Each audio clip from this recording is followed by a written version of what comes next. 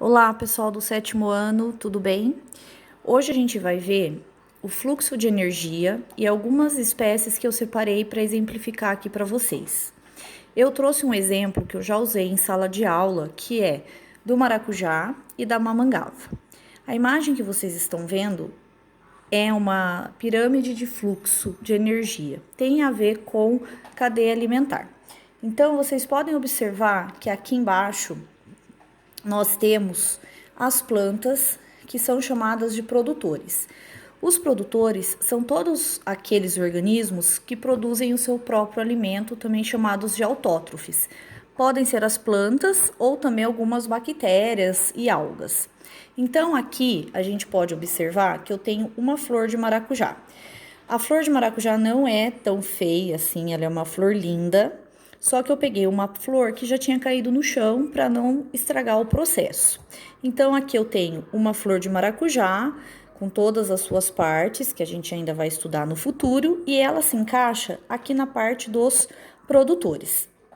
Lembrando que esse aqui, olha, é o resultado do maracujá e eu cultivo aqui na minha casa. É maracujá chamado de azedo, que é o que nós fazemos o suco. E aqui, na segunda linha da minha pirâmide de fluxo, eu tenho insetos. E eu trouxe para representar para vocês a mamangava. Nós falamos na sala, tá? É um tipo de abelha, então ela tem todas as estruturas de uma abelha e ela é chamada de consumidora primária, porque nós temos os produtores, que são as plantas, e aqui os consumidores primários.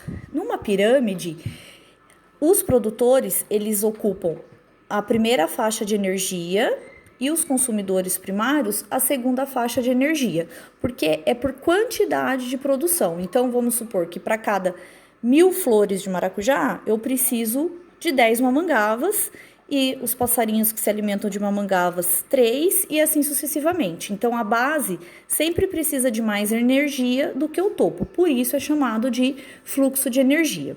Então, o que nós precisamos? Um fluxo de energia e a cadeia alimentar, ele é a base de todo o crescimento de todas as espécies. Se um organismo dessa cadeia está em desequilíbrio, todo o restante fica em desequilíbrio. Então, por exemplo, se a gente tem aqui um desmatamento, não tem planta, o que vai acontecer sucessivamente? Por exemplo, a mamangava, ou mamangaba, ou zangão, de uma forma errônea, mas também pode ser chamado, ela se alimenta do maracujá. Se a gente tem falta do maracujá, do que a mamangava vai se alimentar? Então, vai ser um efeito dominó, ok? Então, aqui, alguns tiveram a curiosidade de saber como é a mamangava, então, observem que ela é uma abelha grande. Aqui, ela tem toda a estrutura para sugar o pólen na boca, tá? Aqui a gente pode ver as asas. Lembrando, eu não matei a mamangava, eu achei ela morta. E ela, então, faz parte de todo o fluxo e da cadeia alimentar. Uma pergunta para vocês. Quem será que se alimenta da mamangava? A mamangava se alimenta do maracujá. Ela se alimenta da seiva, da parte melífera da folha e ainda é polinizadora.